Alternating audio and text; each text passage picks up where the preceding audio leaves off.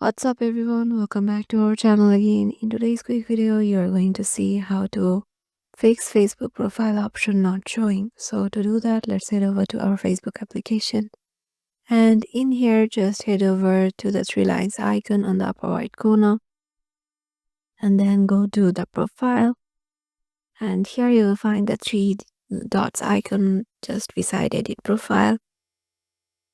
And in here you will find the option of profile lock. As I have locked my profile, if this is showing unlock profile, but if I didn't lock my profile, there will be an option of lock profile. But if you don't find it in here, make sure you have updated your Facebook up to date. And if it doesn't work, you can just uninstall and install your Facebook again from your Play Store, and this might just fix the problem of lock profile option. So yeah, these are the ways. Hope this video will help you out, and we will see you in the next one.